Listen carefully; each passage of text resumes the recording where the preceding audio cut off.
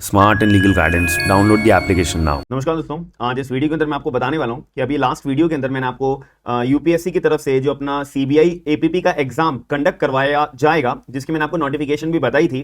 तो जब मैंने आपको कहा था कि उसके फॉर्म्स जब ओपन अप हो जाएंगे तो आपको ऑफिशियल वेबसाइट के ऊपर अपना शो होंगे एंड आप अपना इजीली फॉर्म भर सकते हो। 23 अपना सितंबर से फॉर्म ओपन अप हो जाएंगे और इसकी लास्ट डेट भी मैंने आपको बताई थी 12 अक्टूबर 2023 तक आपको जो है अपना एप्लीकेशन फॉर्म यहाँ पे भरना पड़ेगा। एज लिमिट भी बताई थी कि 30 साल की उम्र है मैक्सिमम, तो 30 साल से नीचे वाला अगर कोई व्यक्ति उम्र में है और उसके पास अपनी केवल लॉ की डिग्री है, उसको और कोई परेशानी नहीं झेलनी पड़ेगी, वो इजीली अपना फॉर्म भर सकेगा। और भी सारी डिटेल्स मैंने आपको बताई थी। मैंने आपको यह भी बताया था कि अगर आपको सीबीआई के एपीपी अपने पीवाईक्यूज चाहिए, वो मैं आपको अपनी एप्लीकेशन के अंदर प्रोवाइड करा दूंगा। अभी 1-2 दिन के अंदर आपको अवेलेबल हो जाएंगे। जैसे कि आप लोग मेरी एप्लीकेशन बहुत लोगों को मिलती नहीं है कि सर मेरे को ना जो आप फ्री कंटेंट बोलते हो कि मैं फ्री कंटेंट डाल देता हूं, सारी जॉब्स की एप्लीकेशंस डाल देता हूं और सारे एग्जाम फॉर्म्स में अपडेट कर देता हूं, सारे पीवाईक्यूज में अपडेट कर देता हूं, एक्सेट्रा एक्सेट्रा, या लीगल जीके की जो मेरी क्लासेस अटेंड आप पहले करते थे वो भी अब आने वाले टाइम में हमारी शुरू हो जाएंगी दोबारा यूट्यूब के ऊपर ही। तो उसकी जो पीडीएफ है, तो मेरे को जुडिशरी एग्जाम्स में अपना अदर फर्दर एग्जाम्स के अंदर बहुत ज्यादा काम आएगी।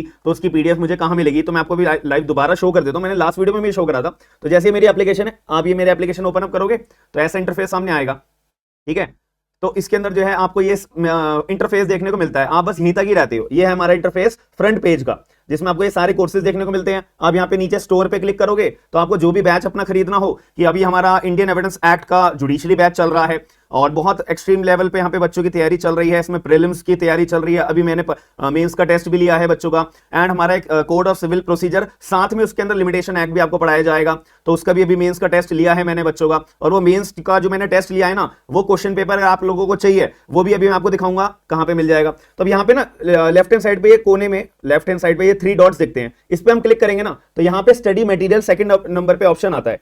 तो आप स्टडी मटेरियल पे यहाँ पे क्लिक करोगे तो स्टडी मटेरियल क्लिक करने के बाद ये सारा फ्री का कंटेंट है। कि जैसे कि यहाँ पे मैंने एक फोल्डर बना रखा है लेटेस्ट जजमेंट, तो यहाँ पे हम क्लिक करेंगे तो अभी मैंने एक वीडियो बनाई थी, Aadhaar card is not mandatory for your voter ID, नया कार्ड बनवाने के लिए, उसका सुप्रीम कोर्ट का जजमेंट मैंने लेटेस्ट वाला अपडेट कर दिया। एंड लेटेस्ट हमारे पीवाईक्यूज जो आपको चाहिए होते हैं, जैसे छत्तीसगढ़ का प्री हुआ था, जम्मू एंड कश्मीर का हुआ है एंड कर्नाटक का जुडिशरी का हुआ है। आगे फर्दर मैं आपको पीवाईक्यूज इसके अंदर अपडेट कर दिया करूंगा। अब बात आती है लेटेस्ट एग्जाम की नोटिफिकेशन। जैसे सीबीआई का अगर आपको सिलेबस देखना है तो जैसे यहाँ पे क्लिक करोगे सीबीआई का सिलेबस मिल जाएगा, और यहीं पर ऐसे भी यही वाले फोल्डर के अंदर ये हमारा जो ये लेटेस्ट क्वेश्चन पेपर है, इस वाले फोल्डर में लेटेस्ट क्वेश्चन पेपर के अंदर छत्तीसगढ़ के ऊपर आपको कुछ टाइम के अंदर 1-2 दिन के अंदर सीबीआई के एपीपी के अपने पीवाईक्यूज देखने को मिल जाएंगे। यहीं पे फ्री ऑफ कॉस्ट आपको मैं अपडेट कर दूंगा 2015 वाला, 2017 वाला और 2021 वाला। ये मैं सारे पीवाईक्यूज आपको अपडेट कर दूंगा जितने मेरे पास अवेलेबल हो पाएंगे।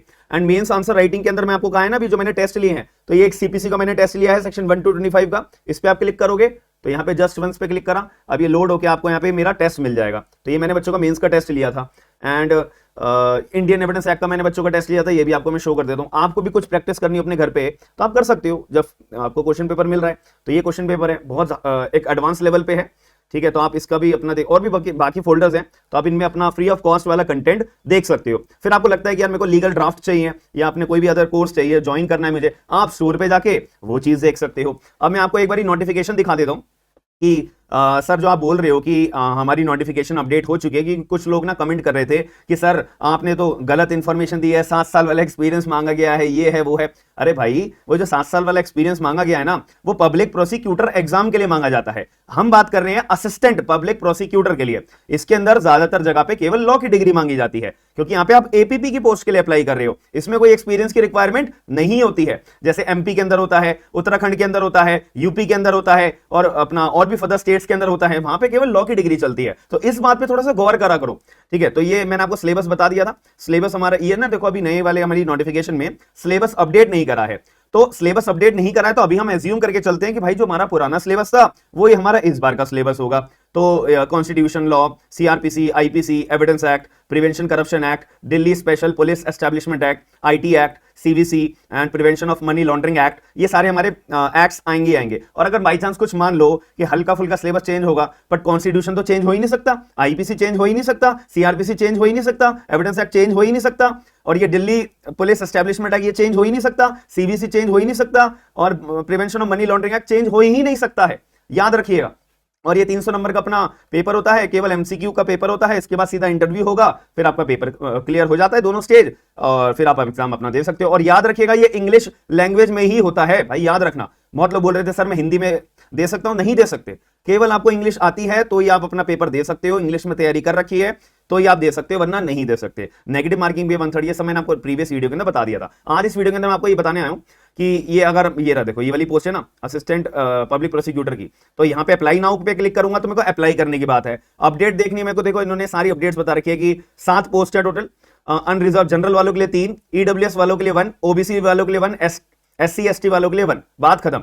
और जो PWD जो अपने फिजिकली डिसेबल्ड पर्सन होते हैं उनके लिए कोई पोस्ट नहीं है, यहाँ पे क्लियर बोल रखा है। बाकी एसेंशियल क्वालिफिकेशन में देखो केवल लॉ की डिग्री है। आप जो लोग बोल रहे थे ना 7 साल वगैरह, ऐसा कुछ नहीं है, ठीक है। देखो लॉ की डिग्री मांगी जाती है।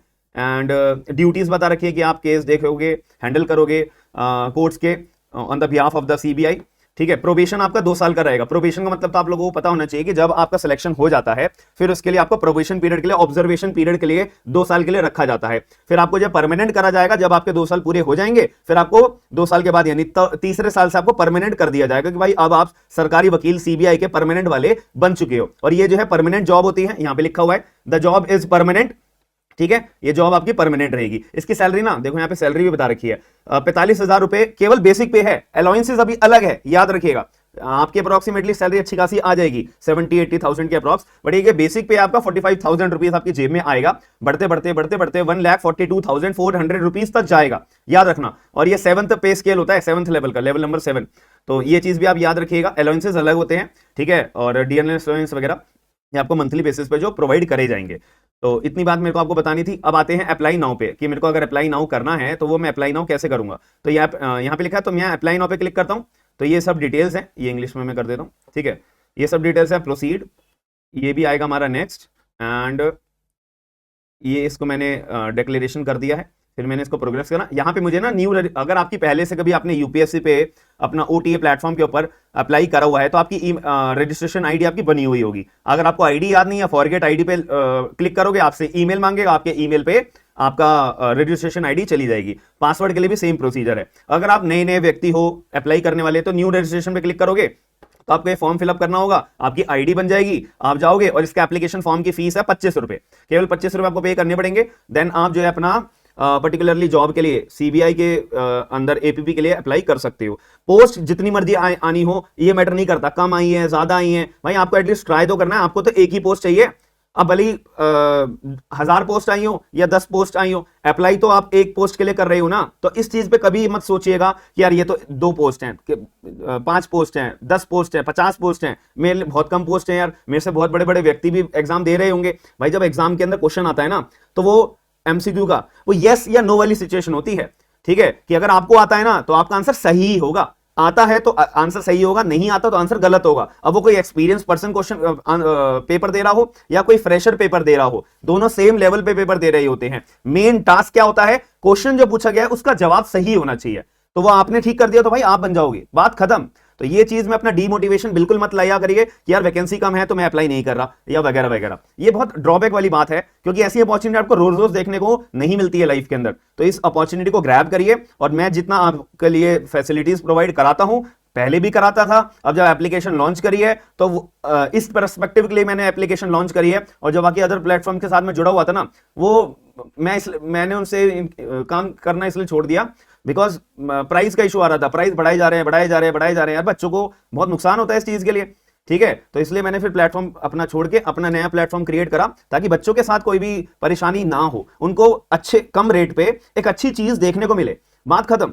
क्योंकि at the end price matter हर जगह पे करता है, बिल्कुल करता है। क्वालिटी के साथ में आपको जो है मटेरियल प्रोवाइड कराना पहले भी मेरी जिम्मेदारी थी, अब भी मेरी जिम्मेदारी है और आगे भी मेरी जिम्मेदारी रहेगी, याद रखिएगा। और मैं भी एक ह्यूमन बीइंग हूं, छोटी मोटी गलती अगर मेरे से हो जाती है तो इट नॉट मेक सेंस कि सर आपने वीडियो के अंदर ये बोला था, ये नहीं था, ऐसा ऐसा। तो ये थोड़ी बहुत छोटी मोटी मिस्टेक मेरे से भी हो सकती है अगर मेरे पार्ट पे कोई गलती हुई होती है तो, बट स्टिल मैं आपको जो भी मटेरियल मैंने आपको प्रोवाइड कराने के लिए बोला है कैसे एप्लीकेशन में होगा, ये 3 डॉट पे क्लिक करके आप स्टडी मटेरियल पे जाके फ्री कंटेंट प्रोवाइड करा सकते हो। और अगर आपको कोई बैच लेना है फर्दर, आगे आने वाले टाइम के अंदर मैं प्लान करूंगा नए नए बैचेस और लॉन्च करने के लिए। आईपीसी का मेरा प्लानिंग है, कॉन्स्टिट्यूशन का मेरी प्लानिंग है, सीआरपीसी की मेरी प्लानिंग है, लोकल लॉज के लिए मेरी प्लानिंग है। जैसे राजस्थान का एग्जाम आ रहा है, लोकल लॉ पे सबसे ज्यादा बच्चे तैयारी नहीं करते हैं, इसी वजह से फेल हो जाते हैं। फिर जो है फेल होने के बाद डिमोटिवेशन आ जाता है। बट आपको ये ध्यान रखना है भाई, एग्जाम के अंदर आपको ऊपर से लेकर नीचे तक सारी चीजों की तैयारी करनी होनी चाहिए, जब भी एग्जाम निकलेगा। ऐसा नहीं है कि अपने ये मेजर लॉ तैयार कर लिए, लोकल नहीं करे, लोकल तैयार कर लिए, मेजर नहीं करे, तो मेरा एग्जाम यार प्लीज भगवान जी निकाल दो। ऐसा नहीं हो सकता, ऐसा नहीं हो सकता। अपने अंदर कमियां जो है भाई उसको पूरी करनी पड़ेंगी। हमारे को सबसे बेहतर बनना है और एग्जाम निकाल के एक अच्छी पोस्ट लेनी है लाइफ के अंदर, बात खत्म। यही टारगेट अपनाना है हमारे को, कभी भी दूसरा रास्ता पकड़ने की जरूरत नहीं है कि यार अगर ये नहीं हुआ तो वो कर लूं, वो नहीं हुआ तो जीवन भर फिर हमारे ऑप्शंस ही बनते रहेंगे, याद रखिएगा। तो एप्लीकेशन डाउनलोड करिएगा, बहुत फायदा होगा लाइफ में आपको, लाइफ टाइम के लिए। मैं ये बात याद रखना, आप एक एडवोकेट क्यों ना हो, आपके लिए भी मैंने नई नई चीजें डालता रहता हूँ। जजमेंट्स में इसलिए तो डालता हूँ ताकि जो एडवोकेट होगा ना तो उसको भी जजमेंट्स पढ़ने के बाद कोर्ट में प्रोसीड करने में बहुत आसानी रहेगी, याद रखिएगा। तो आप लोग मैं ऐसी अपडेट्स देता रहूंगा, तो आप मेरी वीडियो अपना देखने के बाद शेयर जरूर करिएगा, लाइक जरूर करिएगा। बस मेरी इतनी सी रिक्वेस्ट रहती है, अगर मैं आप लोगों के लिए इतना सोचता हूं तो आपको भी थोड़ी सी जिम्मेदारी अपनी निभानी पड़ेगी। वीडियो को लाइक एंड शेयर जरूर कर देना, एंड लोगों को अवेयरनेस भी अपना क्रिएट करिएगा ताकि ज्यादा से ज्यादा लोग हमारे साथ जुड़ सके एंड सबका फायदा पहुंच सके। That's it. ताकि मिलते हैं नेक्स्ट वीडियो में। Thank you.